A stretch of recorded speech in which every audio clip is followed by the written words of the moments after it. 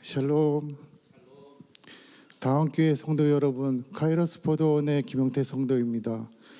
오늘 이 시간 하나님께서 우리를 예배의 자리로 부르셨습니다.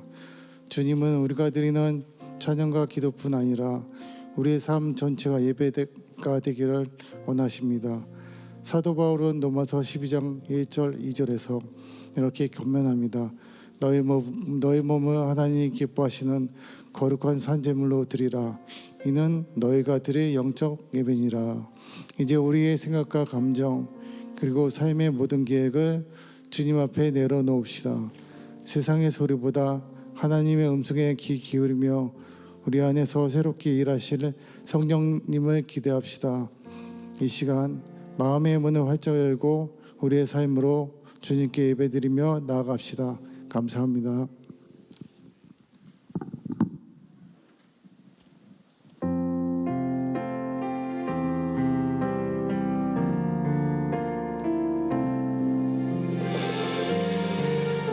우리 함께 고백합시다.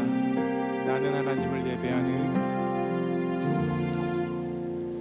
나는 하나님을 예배하는 예배자입니다.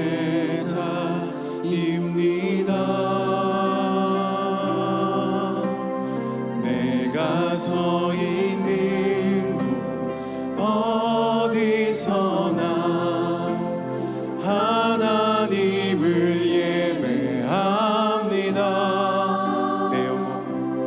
내 영혼 거룩한 은혜를 향하여 내 마음 완전한 하나님 향하여 이곳에서 바로 이 시간 하나님을 예배합니다. 고백합시다. 나는 하나님을 예배하는 나는 하나님을 예배하는 예배자입니다.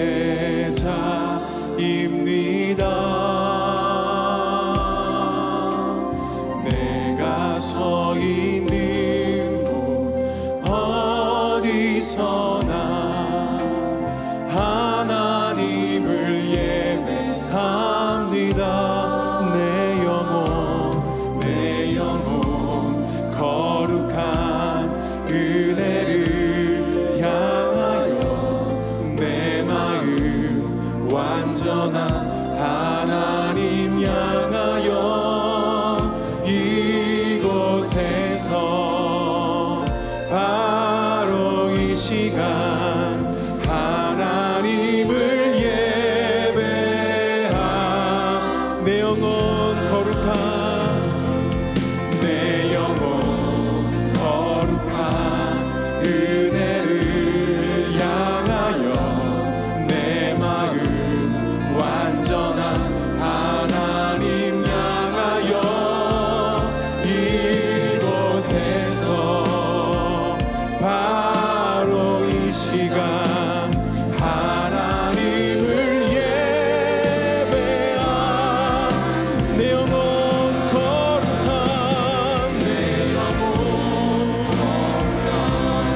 은혜를 향하여 내 마음 완전한 하나님 향하여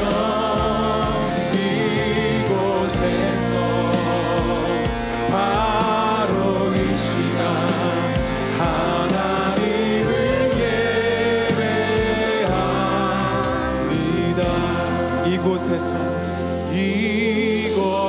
이곳에서 바로 이 시간 하나님을 예배합니다. 아멘. 모두 함께 자리에서 일어나실까요? 우리가 그 주님을 우리의 입술로 예수님만이 나의 고백, 나의 노래입니다. 함께 손뼉치며 찬양하십시다.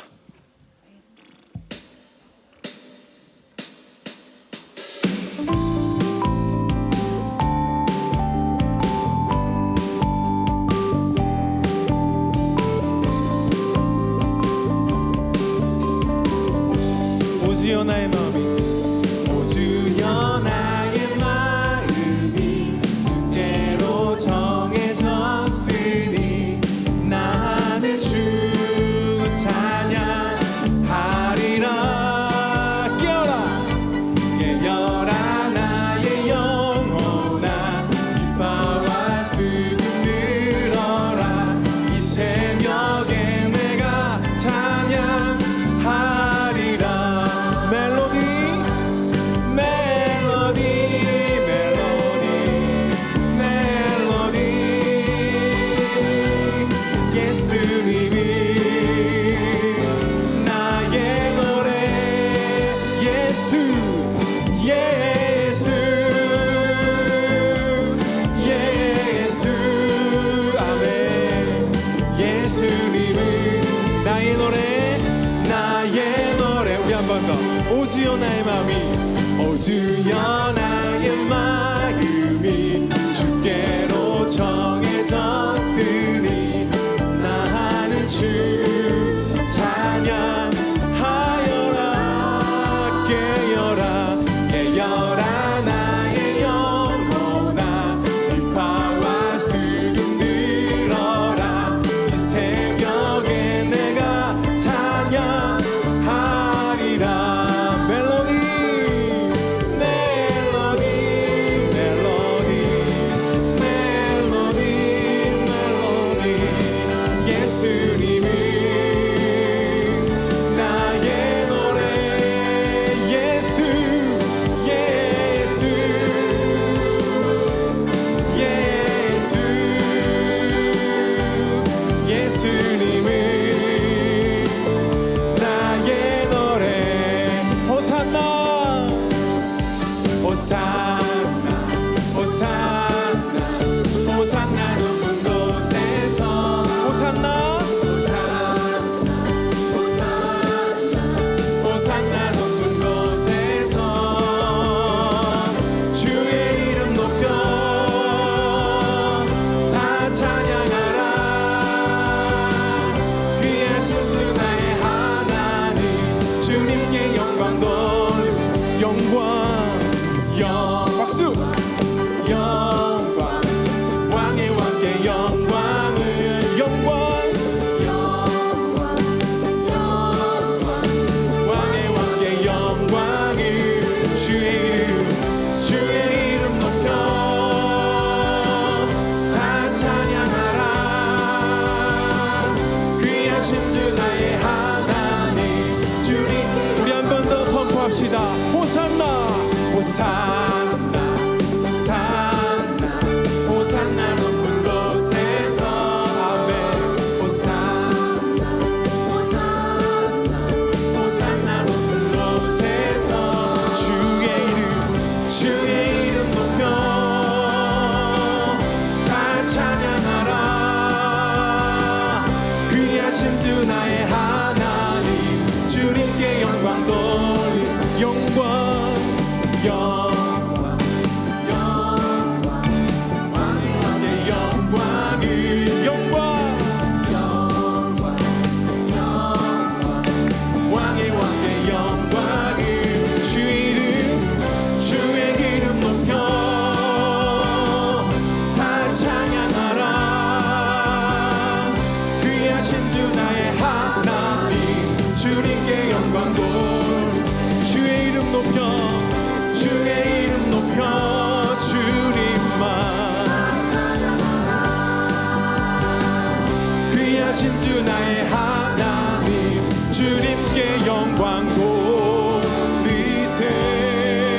호산나. 우리 왕 되신 주님 찬양합니다. 아멘.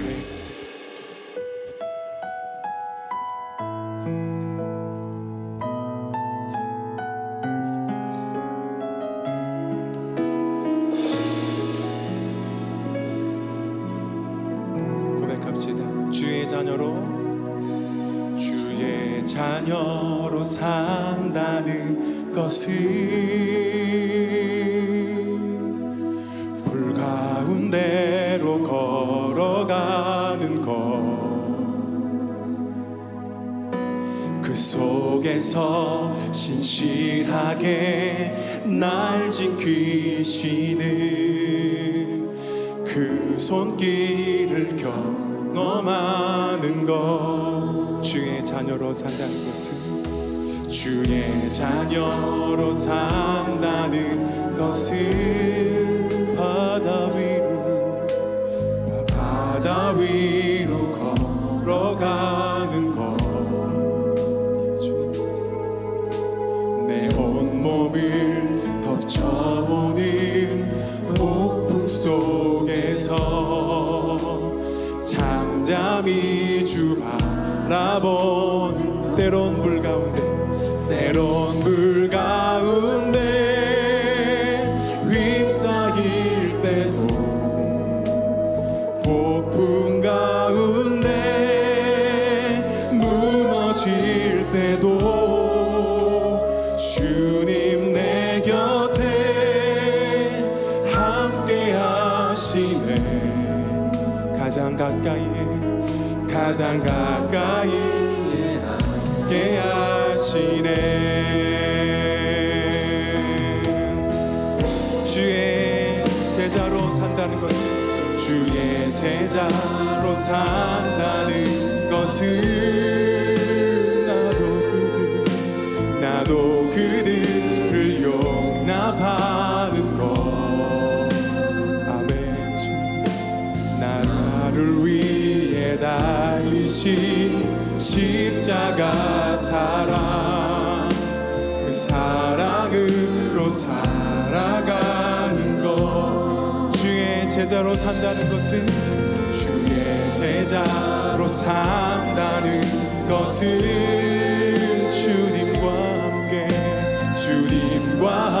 함께 동행하는 것.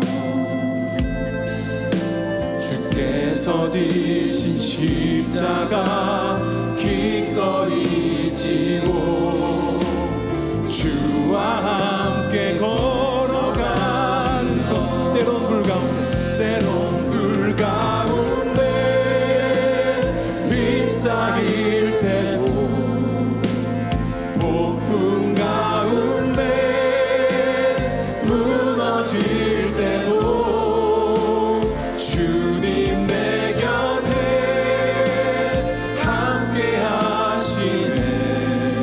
가장 가까이 함께 하시네. 때론 불 가운데 휩싸일 때도, 폭풍 가운데 무너질 때도 주님 내 곁에 함께 하시네.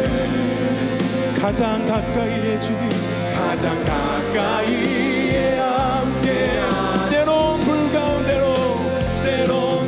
가운데 휩싸일 때도,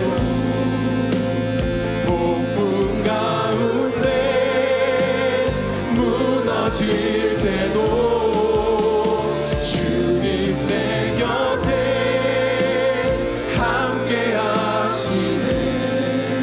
가장 가까이에 함께 하시네. 때론 불 가운데 휩싸일 때도,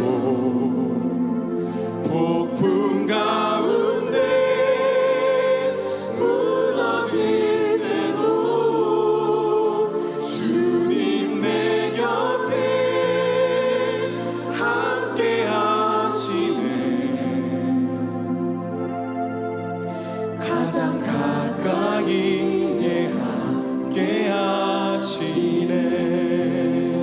이 시간 예배를 위해 함께 기도하겠습니다.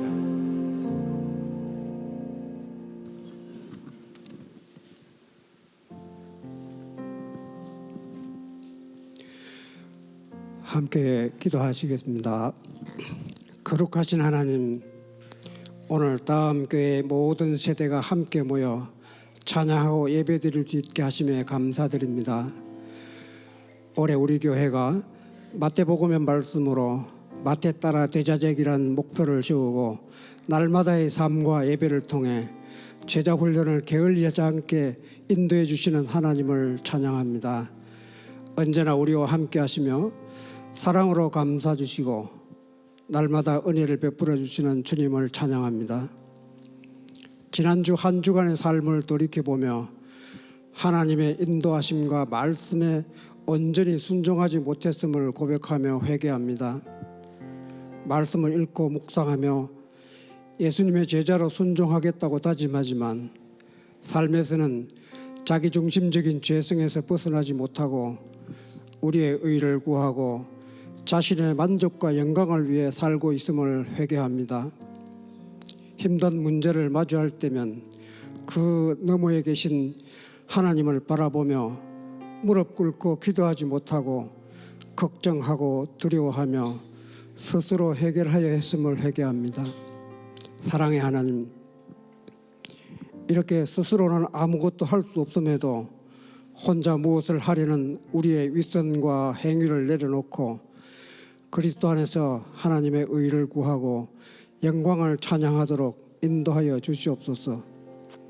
우리 모든 성도가 자신을 온전히 내려놓고 오직 주님의 영광을 위하여 삶으로 예배하며 항상 깨어 감사함으로 기도하고 늘 말씀을 가까이 하고 기억하여 일상에서 하나님의 임재를 체험하게 이끌어 주시옵소서. 다음 교회가 하나님께서 부르신 교회의 처음으로 돌아가 그리스도의 보혈로 거룩해진 성도로 서로 연결되어 날마다의 삶이 예배가 되고 예배가 삶이 되어 우리로 복음을 전하는 통로가 되게 하여 주시옵소서.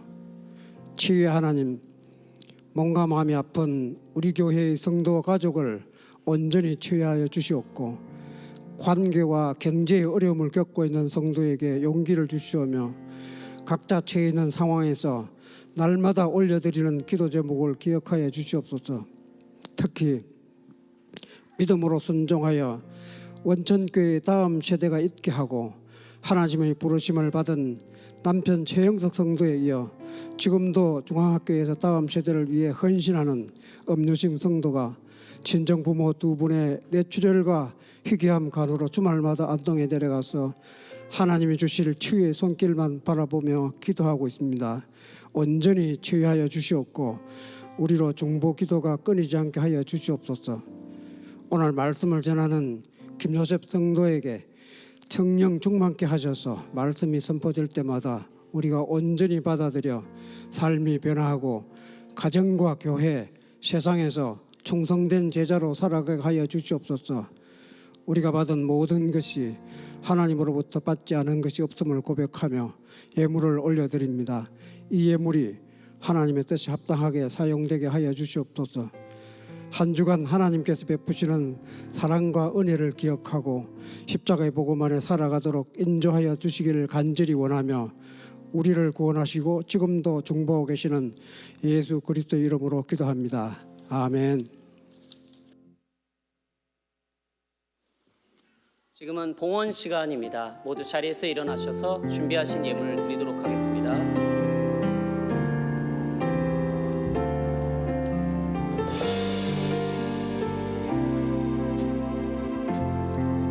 나 주님의 기쁨 되게 합니다.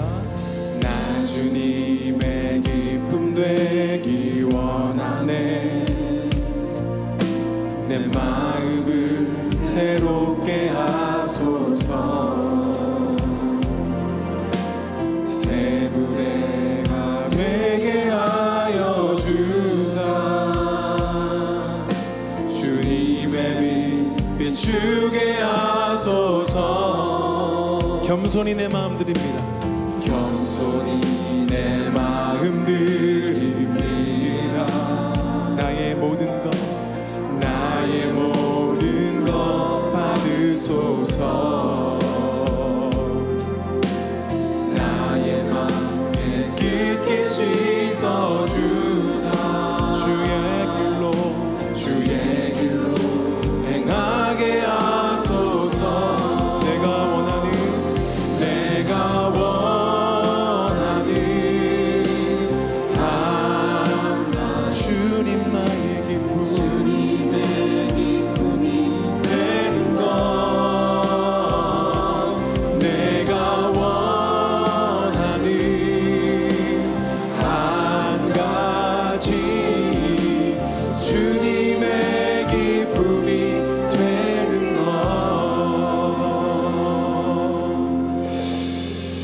감사합니다. 자리에 앉아주시기 바랍니다.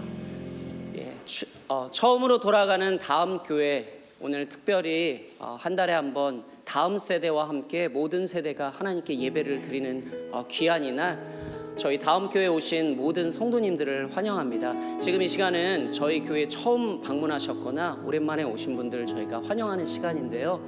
혹시 이렇게 앉아 계셔서 성도님들 중에 오늘 저희 예배에 처음 왔습니다 이렇게 하시는 분들은 손을 이렇게 앉은 상태에서 이렇게 살짝만 들어주실 수 있을까요? 예. 주변을 한번 저희 함께 둘러보시면서 새로 오신 분들이 계신지 한번 이렇게 보면 좋을 것 같습니다.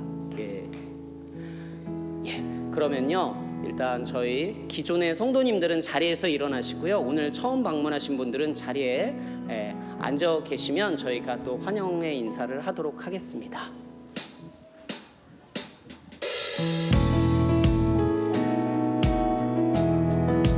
하나님의 사랑이 당신의 삶 가운데 가득하기를 축복합니다. 하나님의 은혜가 우리 가운데 가득하길 기도합니다. 하나님의 사랑이 좌우 앞뒤로 돌아보시면서 인사하겠습니다. 당신의 삶 가운데 가득하기를 축복합니다. 하나님의 은혜가 우리 가운데 가득하길 기도합니다. 가득하길 기도합니다. 가득하길 기도합니다. 감사합니다. 교회 광고가 오늘 간단히 있습니다.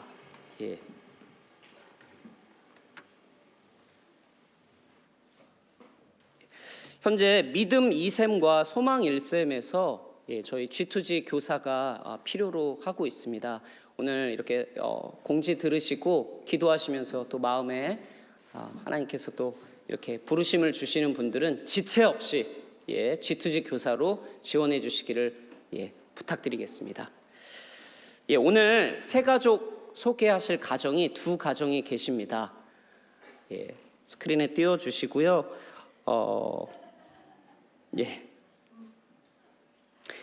김창훈, 김경희 성도님 가정과 김범진, 최진희 성도님 가정입니다. 잠깐 앞으로 나와주실 수 있을까요? 저희 박수로 환영을 부탁드리겠습니다.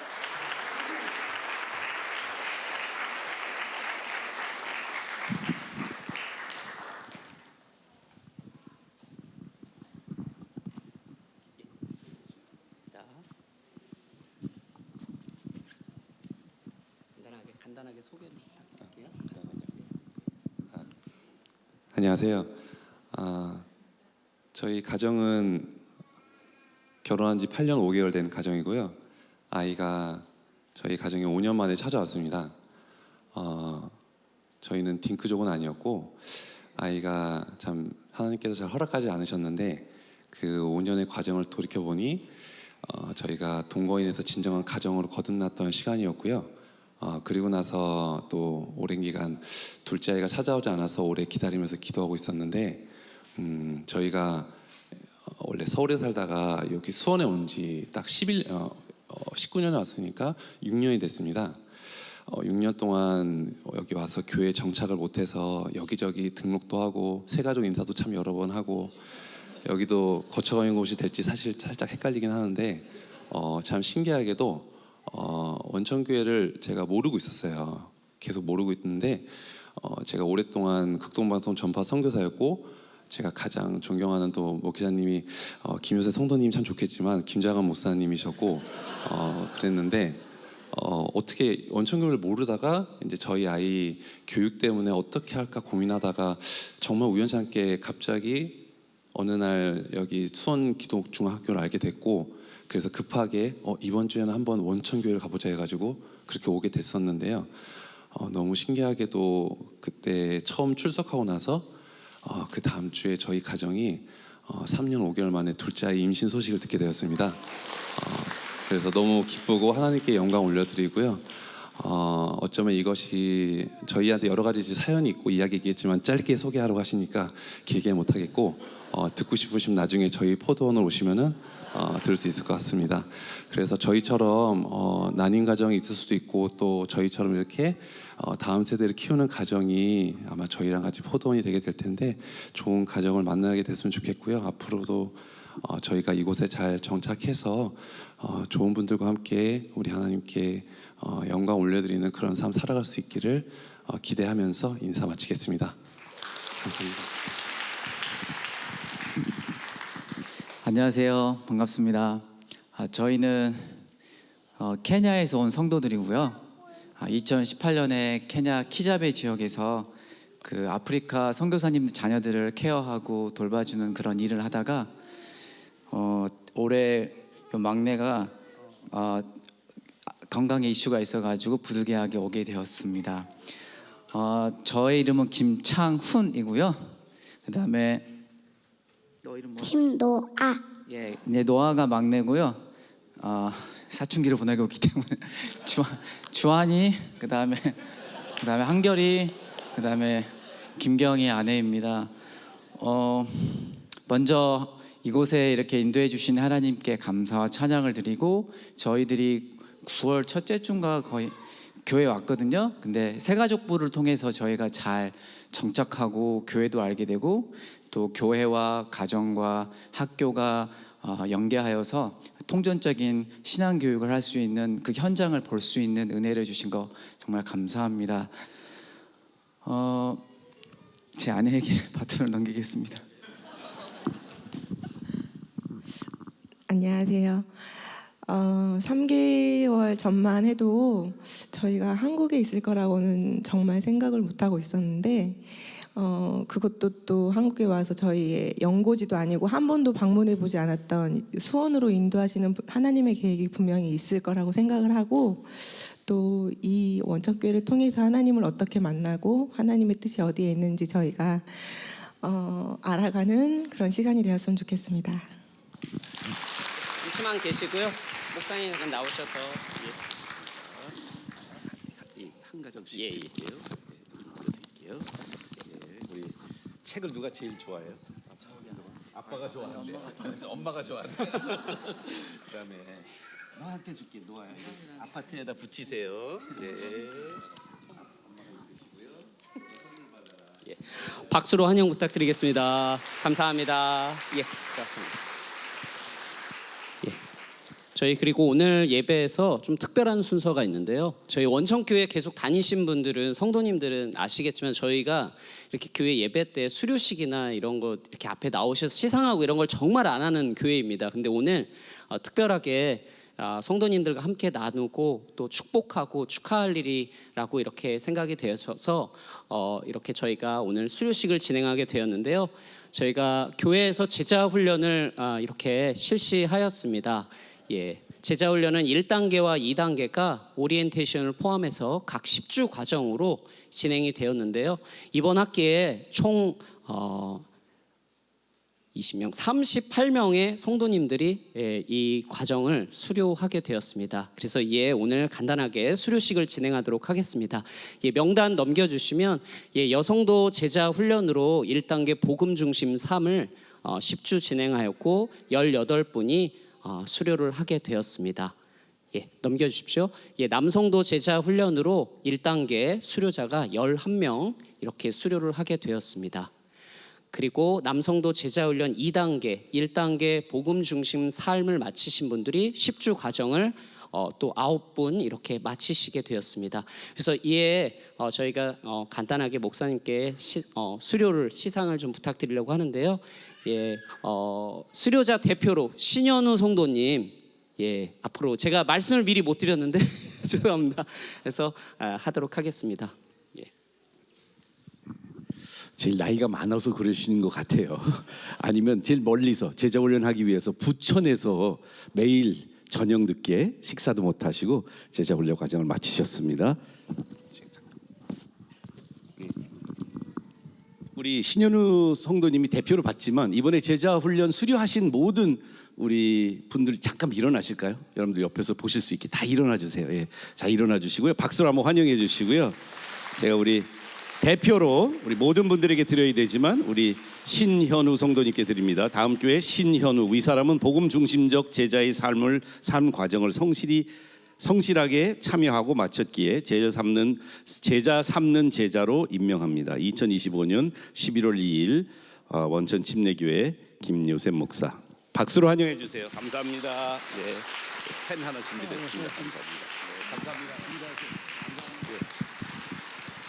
감사합니다. 예, 이어서 저희 제자 훈련을 마치신 성도님 한 분이 오셔서 간증을 하도록 하겠습니다.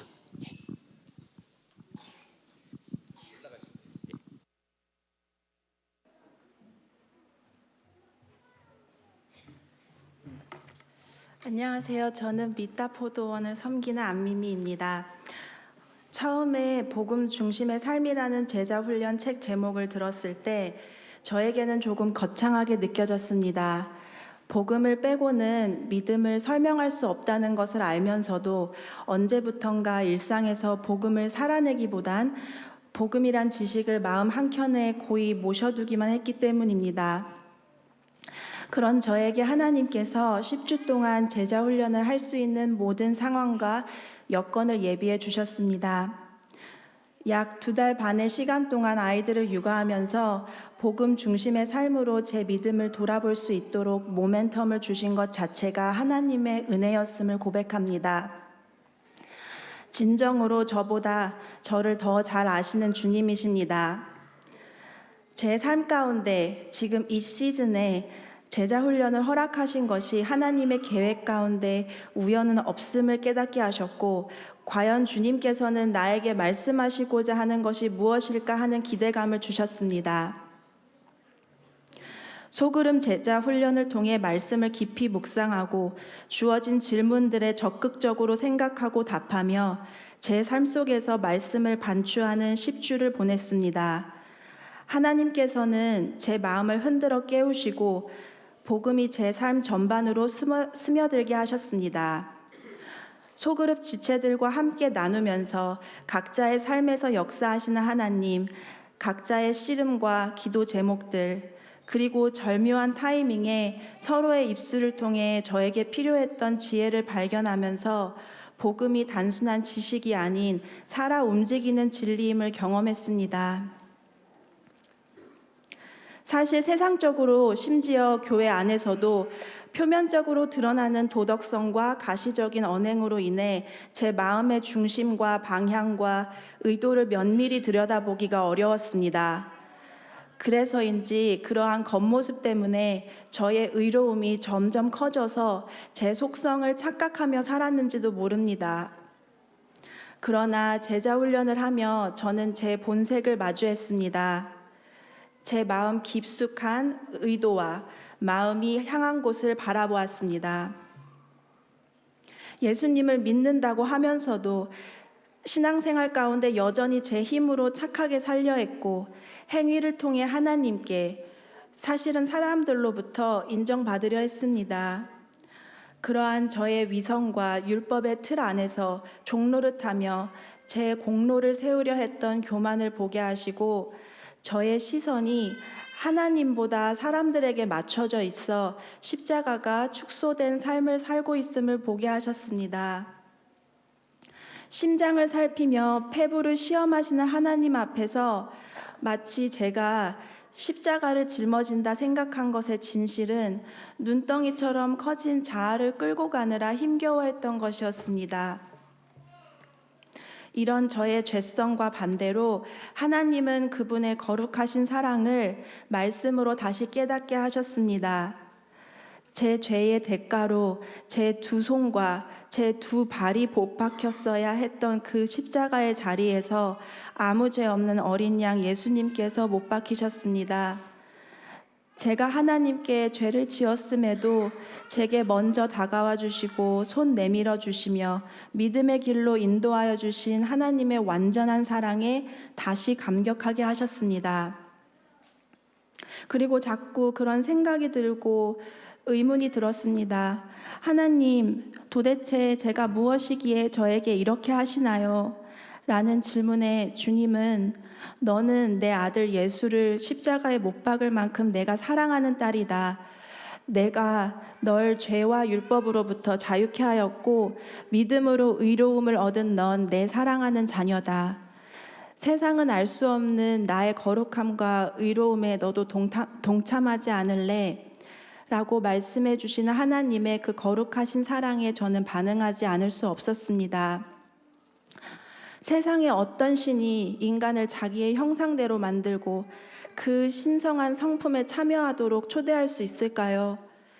그 완전하시고 의로우신 하나님께서는 여러 상처와 죄로 얼룩진 저를 있는 그대로 사랑하셔서 예수님을 이 땅에 보내주셨습니다. 그리고 예수님은 십자가에서 제 죄의 크기를 묻지 않으시고 끝까지 저를 사랑으로 품으셨습니다.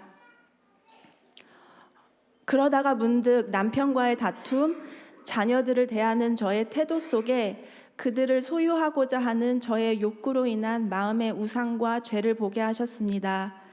단란한 믿음의 가정을 갖고자 했던 저의 간절한 소망이 나의 남편, 나의 자녀들이라 생각하고 내 편이었으면 하는 소유의 마음으로 변질되어 그들의 생각과 행동을 통제하려는 제 모습을 보게 하셨습니다. 그리고 저에게 하나님은 그런 마음을 주셨습니다. 너의 남편과 너의 아이들이기 이전에 저들도 하나님의 자녀라고, 저들도 태초부터 하나님의 형상대로 지으시고 자녀 삼으시기로 작정하신 존재라고. 저는 우리 가족을 위하여 한다고 하지만 그 마음이 하나님보다 우위에 있었기에 하나님 앞에 제 교만과 욕심의 마음을 내려놓고 회개하였습니다. 그리고 다시 예수님을 내 삶의 중심에 두고 나아가는 믿음을 붙잡았습니다. 제자 훈련은 매일 Hear Note라는 숙제가 있는데 이 말씀을 묵상하며 가슴이 뜨거워지는 하루가 있었습니다. 갈라디아서 4장 6절 너희가 아들이므로 하나님이 그 아들의 영을 우리 마음 가운데 보내사 아빠 아버지라 부르게 하셨느니라. 로마서 8장 15절 너희는 다시 무서워하는 종의 영을 받지 아니하고 양자의 영을 받았으므로 우리가 아빠 아버지라고 부르짖느니라. 이 두 말씀처럼 하나님은 율법을 완성하신 예수님을 통해 저를 양자 삼아 주시고 아빠 아버지라 부를 수 있는 자격을 주셨습니다. 저는 모태신앙으로 자랐지만 한동안 하나님과 친밀한 관계 없이 하나님이 나에게 의미 없는 그냥 하나님으로 부를 수밖에 없었던 시간이 있었습니다. 주일 예배조차 잘 안 나가게 되었고 암흑같이 긴 터널 속에서 나올 수 없을 것 같은데 날 이렇게 내버려 두시는 것은 내가 그동안 그렇게 벌받을 수밖에 없기 때문이라고 생각한 적도 있습니다. 그런데 그런 시간들을 지나 지금에 이르러 제가 진정으로 아빠, 아버지라 부를 수 있는 하나님 없이는 저란 사람을 소개할 수조차 없음을 깨달으며 예수 그리스도 안에 있는 제가 바로 저의 진정한 정체성임을 다시 깨닫게 되었습니다. 복음 앞에 서지 않으면 제 죄성은 금세 다시 올라옵니다. 그래서 복음은 매일 붙잡아야 하는 삶의 중심입니다. 오늘도 내일도 내 마음의 중심이 어디를 향하는지, 그곳에 예수님이 아닌 다른 우상, 특히 나의 결핍과 인정을 채우려 내가 자리하고 있진 않은지, 주님과 독대하는 자리에서 제 마음을 주님 앞에 회개하고 다시 그리고 또 다시 저의 하늘 아버지 되시는 주님을 믿고 의지하며 나아가길 원합니다. 복음 안에서 하나님의 의로우심을 믿음으로 붙들고 그 능력을 경험하며 살아가기를 소망합니다. 감사합니다.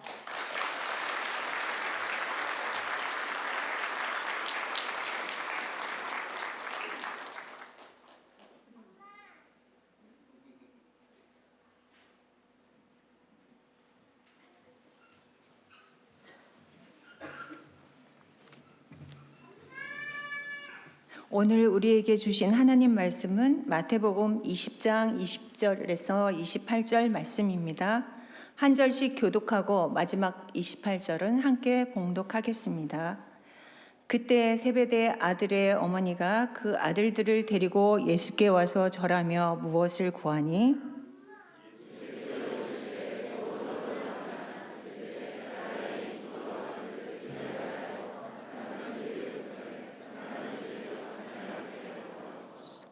예수께서 대답하여 이르시되 너희는 너희가 구하는 것을 알지 못하는도다. 내가 마시려는 잔을 너희가 마실 수 있느냐? 그들이 말하되 할 수 있나이다.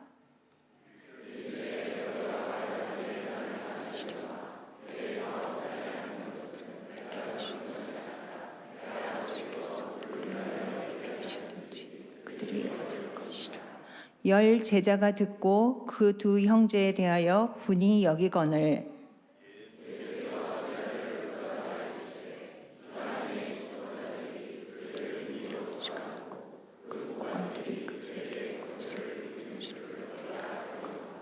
너희 중에는 그렇지 않아야 하나니 너희 중에 누구든지 크고자 하는 자는 너희를 섬기는 자가 되고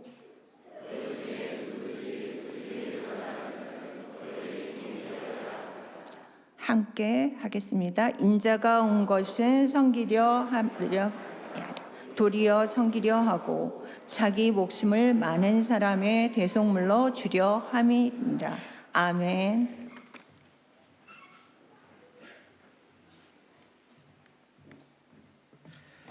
네, 오늘 또 우리 다음 교회 모든 가족들이 함께 자녀들과 함께 예배드리는 11월 첫째 주일 예배에서 이제 의미심장하게 또 우리 간증해 주신 안미미 성도님도 또 그 가정 또 이번에 함께한 모든 분들에게 정말 감사드리는데요. 처음에는 예배 후에 우리 제자훈련 받으신 분들 수료식을 별도로 가지려고 했어요. 오늘 우리 포도원지기 모임도 있기 때문에 그러다가 기도하는 가운데 우리 총무 집사님들하고 같이 상의하면서 예배 시간 안에 근데 눈치가 빠른 분이 이제 눈치를 채셨을 것 같긴 한데 이렇게 2024년도에 원천 다음 교회가 아직 원천 나머지 교회들이 하지 않을 때 원천 다음 교회에서 이 제자 훈련을 우리 홍순양 성도님 도움을 받고 저와 홍순양 성도님이 이렇게 읽기 제자 훈련을 24년도에 마쳤습니다. 그리고 올해 이제 8명에서 지금은 28명의 제자 훈련 수료자들이 올해 나오게 되었고요. 이제 올해 주로 포도원 지기님들 중심으로 우리가 제자 훈련을 했는데 2026년도 이제 내년도에는 우리 많은 성도님들에게 우리 훈련받은 제자 훈련을 받은 제자 삼는 제자 되는 분들이 이제 더 많이 제자 훈련의 기회를 여러분들에게 열어드릴 것입니다. 오늘 간증하실 때 자기 이야기 거의 안 하시고 거의 정말 복음의 이야기 그리고 하나님이 하신 역사를 간증하는 우리 올해 처음 지기가 되신 우리 강준교 안미미 가정과 같이 여러분들도 믿음의 경력을 따지지 않고 2026년도에는 올해 한 해 동안 하나님 말씀의 도전을 받으셨다면 우리 같이 진짜 제자의 삶으로 여러분들을 초대합니다. 그래서 마음속에 지금 같이 있다가 갖고 계시다가 우리 제자훈련 오픈합니다 할 때 꼭 다 신청해 주시는 여러분들 되기를 기도하겠습니다. 오늘은 우리가 계속해서 이 세상에서 어떻게 하면 충성된 제자로 살아갈 수 있을까? 지난 주에는 우리가 공정보다 하나님의 은혜에 대해서 우리가 보았는데 오늘은 이 세상에서 자기를 알릴 것은 알리고 피할 것은 피하라는 PR 시대를 살고 있는 우리들에게 세상에서 충성된 제자로 살아가는 이 제자의 삶은 자신을 알리고 자신을 자랑하는 것이 아니라 겸손한 섬김, humility 또는 humilitas라는 제목을 가지고 제가 오늘 라틴어인데요. 오늘 이 말씀을 준비하게 되었습니다. 그 이야기가 우리 세베대의 아들들의 이야기이거든요. 영어로는요, 겸손은 humble 또는 humility라는 단어를 써요. 그런데 영어에서 그 나쁜 뜻도 있지만 이 겸손의 반대라는 단어는 pride 또는 proud라는 단어를 많이 알고 계실 거예요. 근데 이런 표현이 있거든. What are you proud of? I'm so proud of you. 뭐 이런 부모님들 이런 얘기. 난 너가 되게 자랑스러워. 내가 교만해가 아니라 자랑스러워로 번역이 되는데 한동안 제가 이런 생각을 했어요. What am I proud of? 나는 무엇을 자랑스럽게 여길까? 그러니까 I'm so proud of my humility. 내 겸손을 저는 되게 교만하게 생각했습니다. 혹시 우리들 그러지 않아요? 아마 입으로는 한 번도 얘기하지 않았을 텐데 여러분 스스로 나 되게 겸손한 사람인데 라고 생각하신 분 있으면 눈 한번 껌뻑여 보세요. 아니 뭐 아직도 잘 여러분들 시인을 안 하고 계신 것 같아요. 물어볼게요.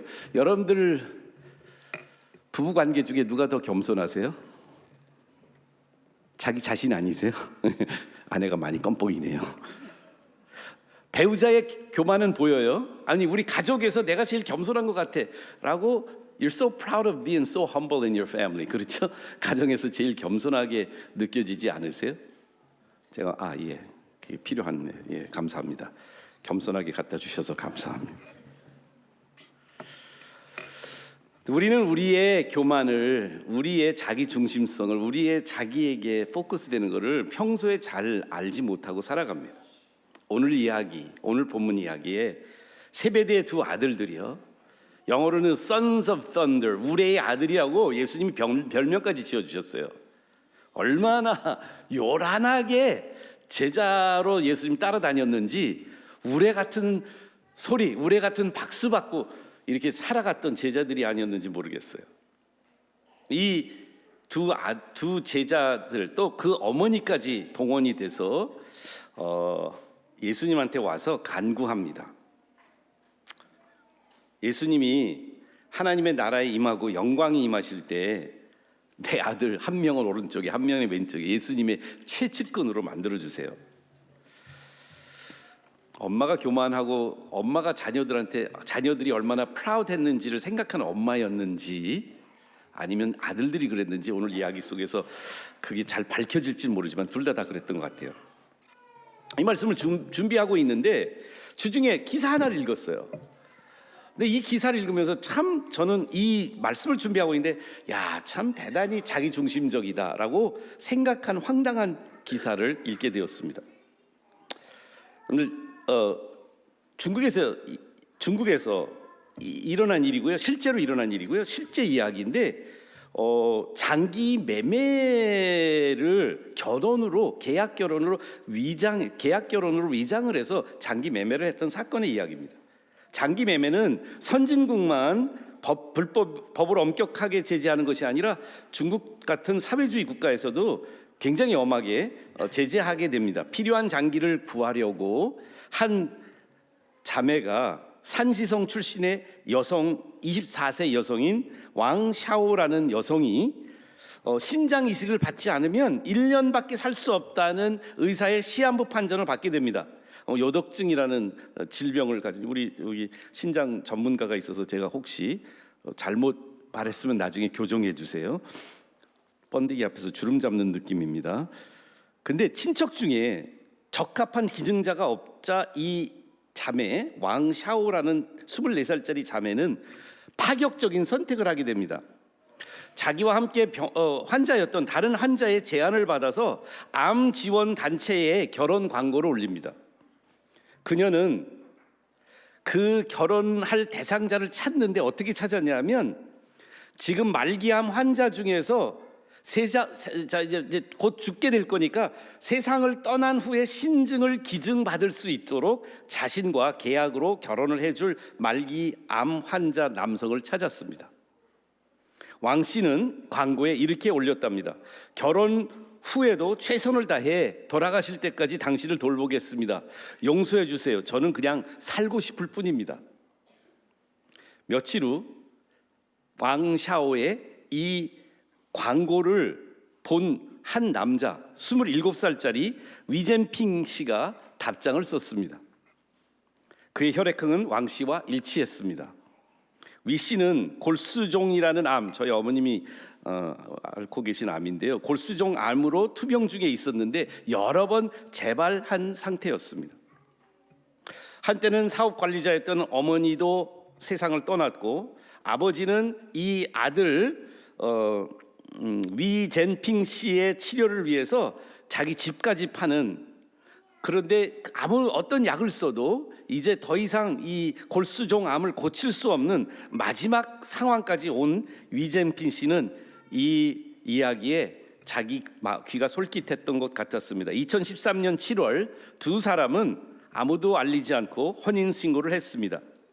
두 사람의 결혼 사실을 비밀로 하고 따로따로 살면서 각자의 재정을 관리하기로 했습니다. 위 씨가 세상을 떠나면 그 신장 하나를 왕 씨에게 기증하기로 약속을 한 것입니다. 그 대가로 왕 씨는 위 씨의 치료 기간 동안 그를 돌보고 사후에는 아버지를 돌보겠다고 약속을 합니다. 최근에 제가 결혼 시리즈 설교를 해서 그러든지 이 기사를 읽으면서 아무리 물론 이해는 합니다. 좀 뭐 완전히 이해할 수 있다고 말할 수 없지만 시한부 인생으로 뭐를 기준 신장을 이식 받아야 되는 그 여자의 마음은 이해할 수 있지만 어떻게 그거를 얻기 위해서 결혼을 이용할 수 있을까? 참 말세가 갖고 왔구나 하는 마음으로 이 기사를 읽게 됩니다. 그런데 그 기사를 읽고 나서도 제 마음에 좀 찝찝함이 많이 있었는데, 사람이 필요가 강해지면 이렇게 결혼까지도 활용해서 자기가 살려고 몸부림칠 수 있겠구나. 자기 중심성의 이런 치부가 이런 일을 가능하게 할 수 있겠구나라는 생각을 하면서 오늘 말씀인 마태복음 20장 말씀에 오버래핑이 되기 시작을 했어요. 세베대의 두 아들들이요.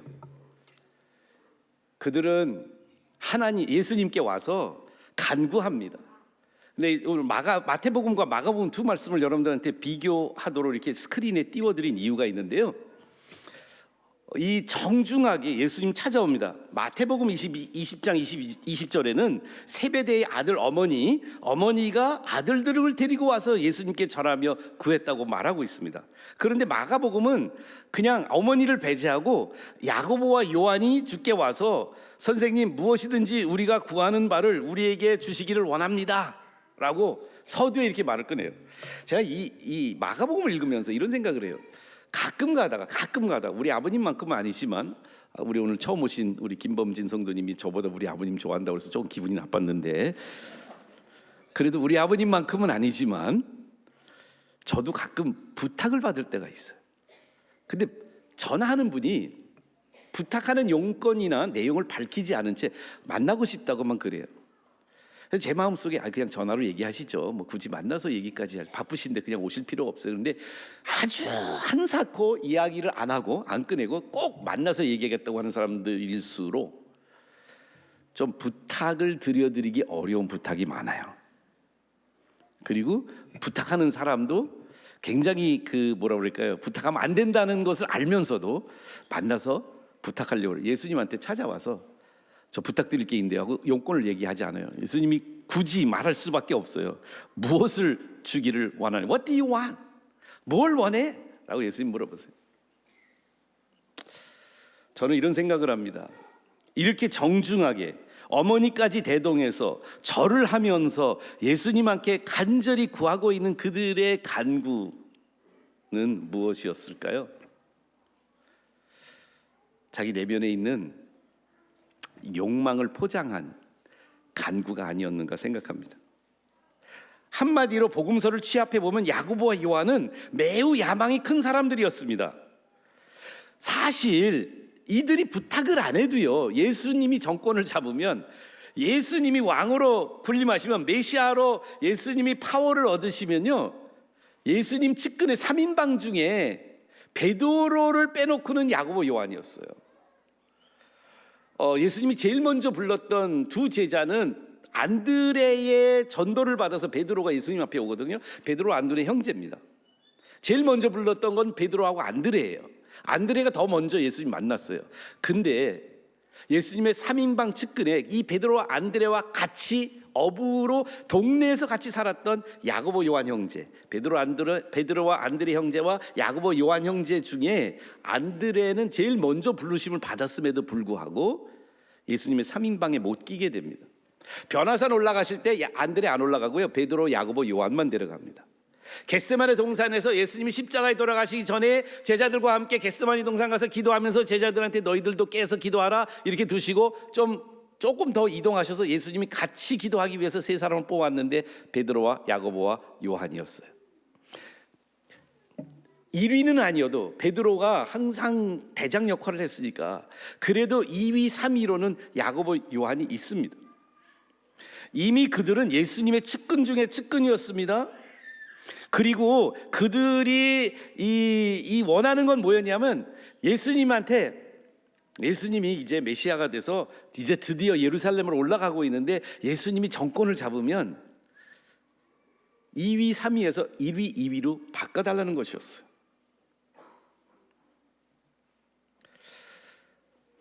누가 더 야망이 있었을 것 같아요?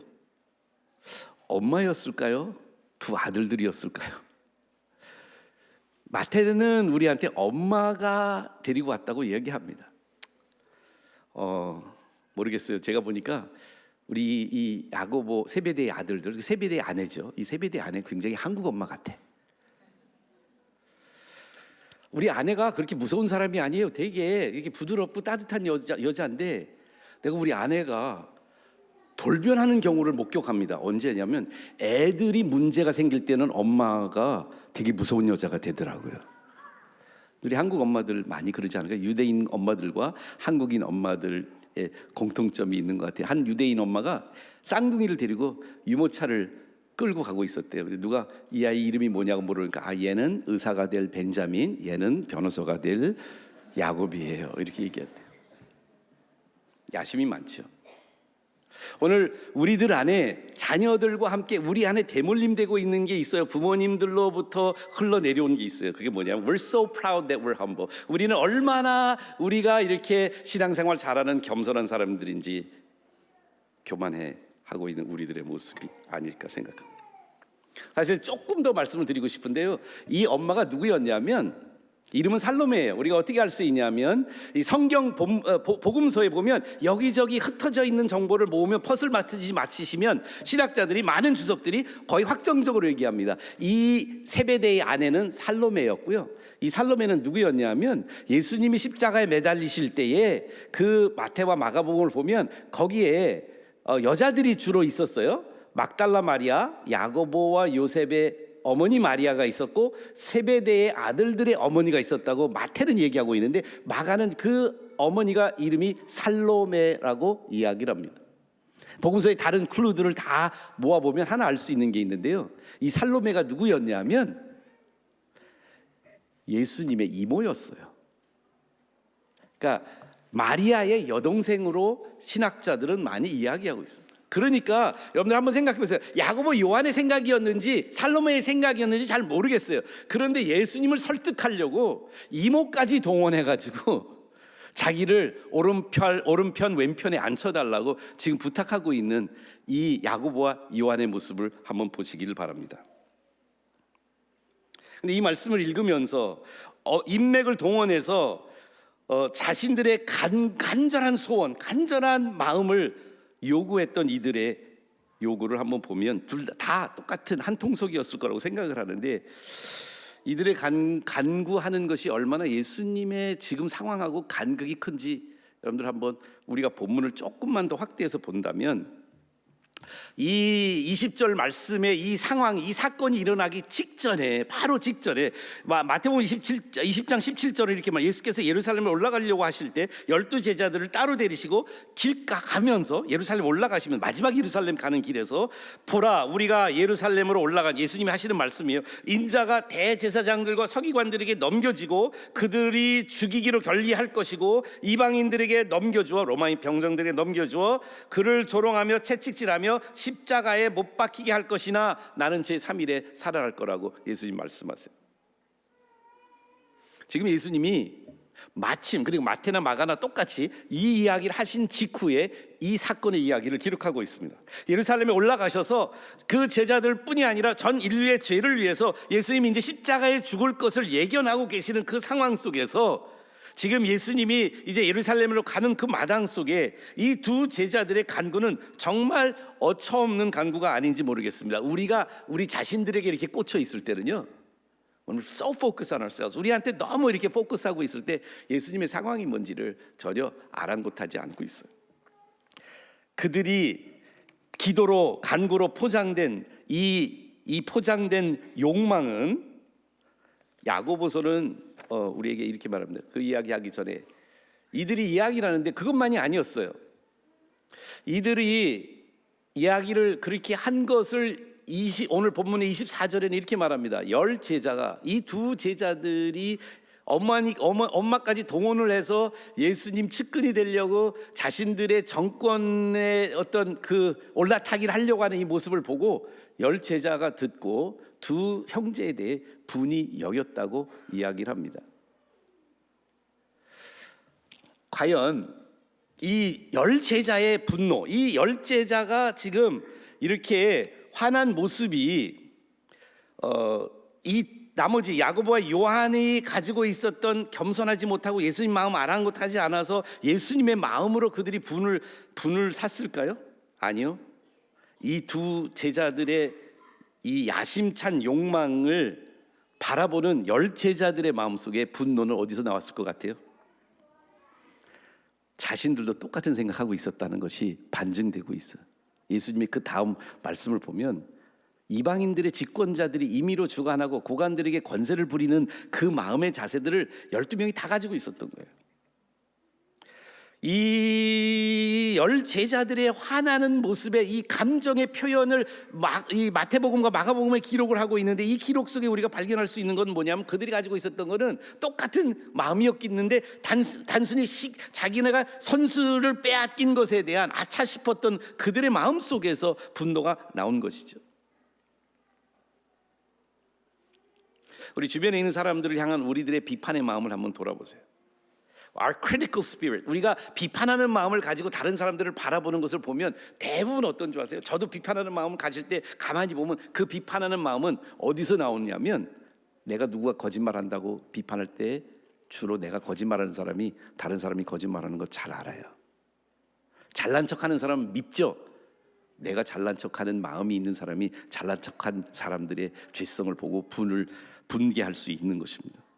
우리는 대부분 자기 중심성을 가진 다른 사람들의 모습 속에 투영된 내 모습이 견딜 수 없어서 분을 내는 경우가 더 많습니다. 우리 모두 자기 중심성에 감염된 존재들입니다. 그래서 야고보서 4장에 야고보는 이렇게 말합니다. 현대어 성경으로 조금 더 실감나도록 저와 여러분들에게 하나님 주시는 말씀을 이렇게 보기를 원합니다. 우리는 무엇 때문에 그렇게 싸우고 그렇게 분내고 분쟁을 일으킵니까? 여러분, 우리들 속에 숨어있는 악한 욕망 때문이 아닙니까? 우리는 사람을 죽여서라도 자신이 갖고 싶은 것을 빼앗아 가지려고 합니다. 다른 사람에 대한 시기심에 못 이겨 싸움을 벌입니다. 우리가 갖고 싶은 것을 얻지 못하는 까닭은 뭘까요? 하나님께 구하지 않기 때문이요. 그 구해도 얻지 못하는 것은 우리의 목적이 나쁘기 때문입니다. 다시 말해서 우리는 자신의 쾌락을 구하는 데만 급급해 있는 것 아닐까요? 12 제자 모두 다 욕망을 포장한 간구로 포장된 욕망을 가지고 있었어요. 자기 중심성을 가지고 있었어요.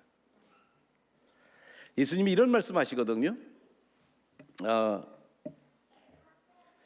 예수님이 너희가 너희를 구하는 것을 알 수 없도다. 내가 마시려는 잔을 너희가 마실 수 있느냐라고 그 야고보 요한에게 물어보니까 그들이 네, 우리는 마실 수 있다고 말합니다. 그 말씀이 기록은 안 됐네요. 제가 기록 안 했는데요. 22장 22절에 나오는 말씀인데요.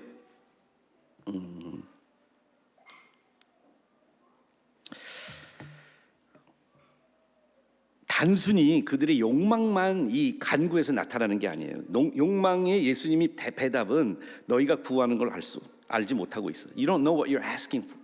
예수님 오른편 왼편에 있겠다고, 예루살렘에 올라가면 이제 드디어 자신들이 원하는 그 목적을 달성할 수 있을 거라고 예수님 앞에서 그렇게 얘기하고 있는 이들의 모습 속에 예수님 뭐라고 또 물어보시냐면, 너희가 구하는 걸 알지 못하는데 내가 마시려고 하는 이 잔을 너희가 마실 수 있냐고 물어봤을 때 당당하고 자신만만하게 그냥 얘기합니다. 네, 할 수 있어요. 우리 예수님 마시는 잔 우리도 마실 수 있어요. 지금 돌아보면 세베대의 아들들의 모습, 그리고 나머지 10 제자들의 모습이 제 모습이었습니다. 우리 모두의 모습이 아까 안미미 성도의 간증 속에서도 복음 중심 삶이라는 제자 훈련을 통해서 더 하나님이 확실히 보여준 것은 십자가가 어디에 감춰둘 그러한 옛날에 들었던 복음으로만 살아갈 것이 아니라 우리 안에 매일같이 우리를 조명해 주는 십자가의 그 거울은 우리의 모습을 오늘 부끄럽게 합니다. 이 두 아들들의 모습 속에 나의 모습이 보인다고요. 내 목회, 내 사역이 굉장히 대단하다고 남한테는 한 번도 얘기한 적이 없어요. 겸손하니까.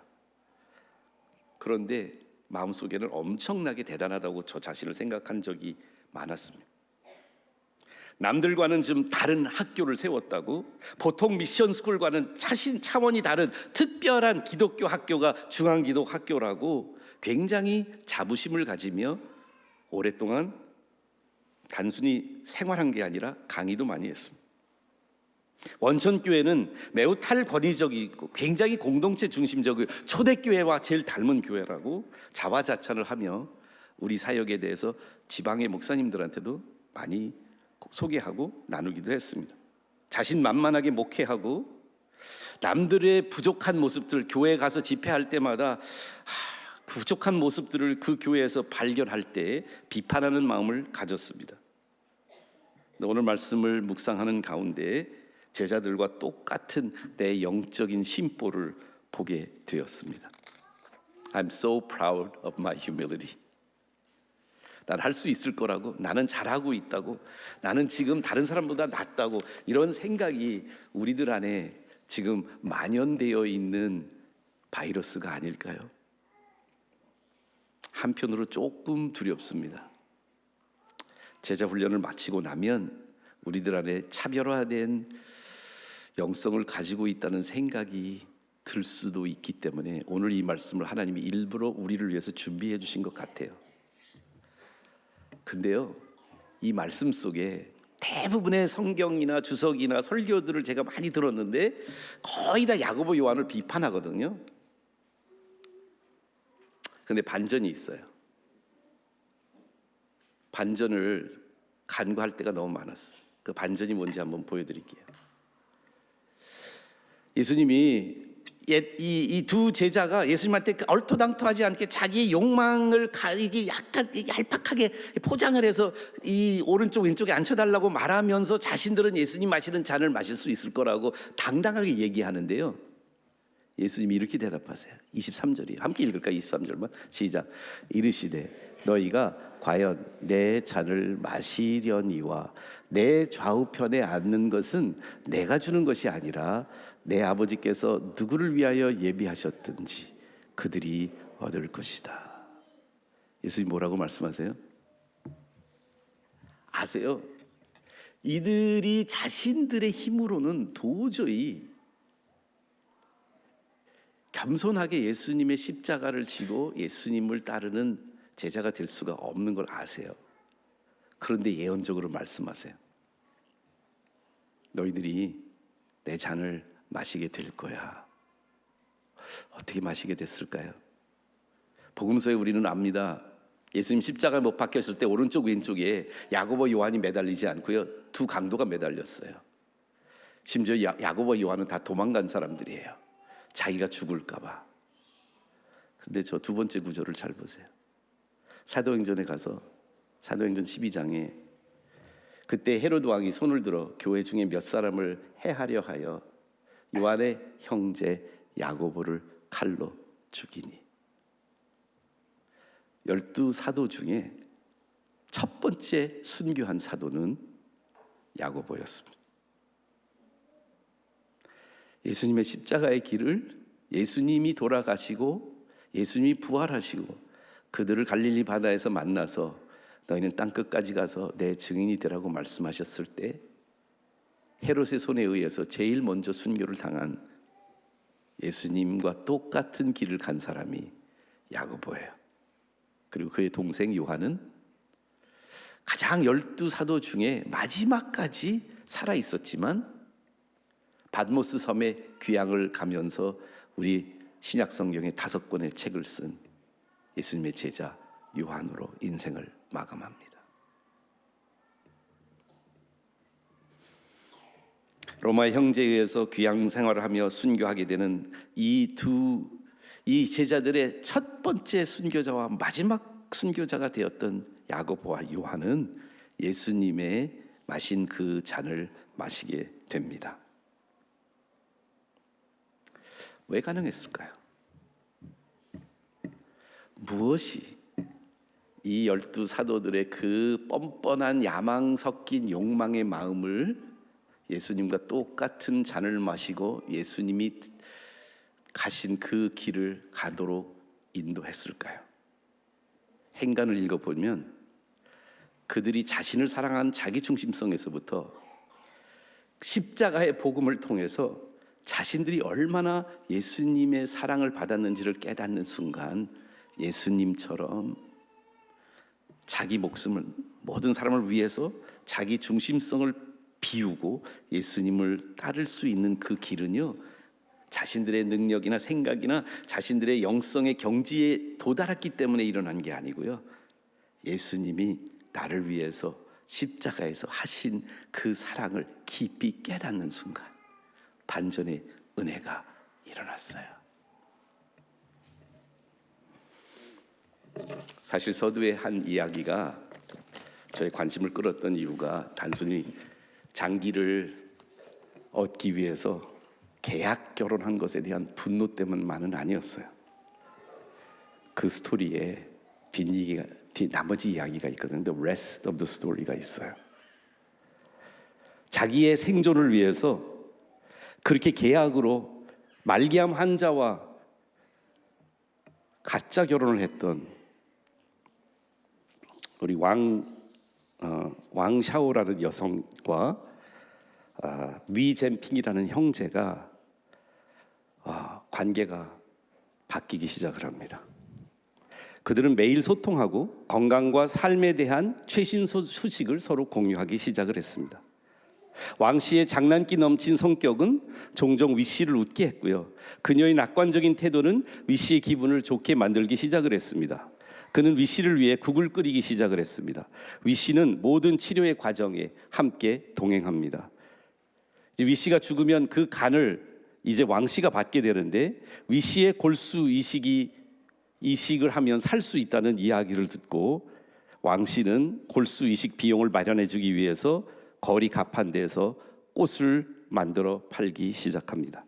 그녀의 꽃 옆에 카드를 놓고 꽃에 담긴 그 이야기, 자신들이 계약 결혼을 했지만 서로를 위해서 사랑하게 됐다는 이야기들을 많은 손님과 지역 상점 주인들까지 그 이야기를 듣고 그가 판매한 꽃의 총 비용이 50만 위안 1억 100만 원을 모아서 위 씨의 수술 비용을 충당하게 되었습니다. 2014년 6월 말기암 환자였던 골수종암 말기암 환자였던 위 씨의 상태는 안정됐고 왕 씨의 건강도 호전되었습니다. 투석 횟수는 일주일에 2번에서 한 달에 1번으로 줄어들어 의사들은 그녀에게 더 이상 이식이 필요하지 않을 수 있을 거라고 말했습니다. 2015년 2월 두 사람은 건강과 사랑을 같이 되찾은 것을 기념하기 위해서 그 지역에 있는 결혼식장에서 결혼식을 성대하게 엽니다. 이들의 이야기는 영화가 되어서 우리의 태양을 흔들자라는 제목으로 우리나라에 또 여러분들이 유튜브나 이런 데서 영화를 볼 수 있습니다. 2024년 중국에서 이 스토리가 실스토리가 영화로 개봉되어 557억 6,900만 원을 흥행하는 수입을 올리는 영화가 됩니다. 지금 이 두 사람은 산시성 시안에서 꽃집을 운영하며 조용하고 건강한 생활을 유지하고 있다고 이야기를 합니다. 자기 살려고 계약 결혼까지 했던 그들의 안에 은혜의 반전이 있습니다. 그 은혜의 반전은 사랑입니다. 우리 안에 겸손해지는 길은요, 우리의 노력이 아니고요, 예수 그리스도의 우리를 향하신 그 사랑, 우리를 강권하시는 그리스도의 사랑으로 우리는 이제 예수님을 섬길 수 있습니다. 잔 닉슨이라는 분이 휴밀리타스라는 책을 씁니다. 기독교 역사가 일어나고 예수 그리스도가 이 로마 시대에 등장하기 전까지 고대 시대에는 겸손이라는 단어가 미덕이 아니었습니다. 예수님 이후에 겸손이 새로운 미덕으로 부각하게 되면서 그분은 이렇게 겸손을 정의합니다.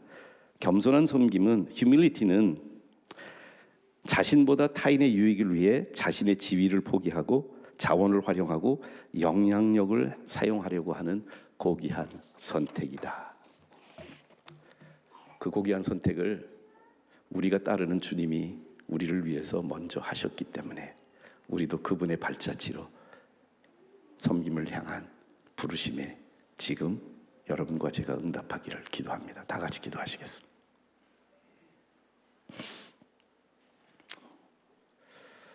예수님이 알고 계시거든요. 다 보셨거든요. 제 안에 있는 그 겸손한 교만을 말입니다. 나는 다른 사람보다 더 겸손하다고 착각하고 있는 내 겸손한 교만을 예수님 알고 계세요. 그러면서도 내 잔을 너도 마시게 될 거야 라고 예언해 주세요.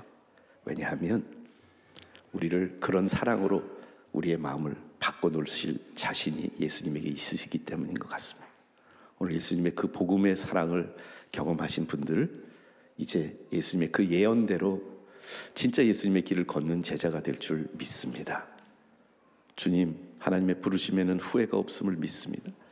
주님 부르신 그대로 따라가는 저희들, 하나님 이제 섬김의 자세로 주님을 위해서 끊임없이 섬길 수 있는 저희들이 되게 하여 주시옵소서. 예수님의 이름으로 기도합니다. 다 같이 일어나서 고백할까요?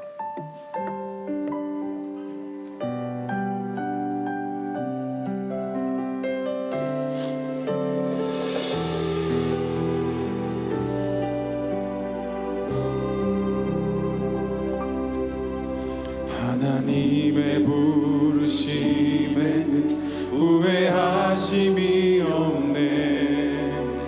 내가 이 자리에 선 것도 주의 부르심이라. 하나님의 부르심에는 결코 실수가 없네. 나를 부르신 하나님의 진실하심을 믿네. 작은 나를 부르신 뜻은, 작은 나를 부르신 뜻은 나는 알 수 없지만 오직 감사와 순종으로 주의 길을 가리라. 때론 내가 연약해져도 주님 날 도우시니 주의 놀라운 그 계획을 나는 믿으며 살리. 날 부르신 뜻 내 생각보다 크고 날 향한 계획 나의 지혜로 측량 못해.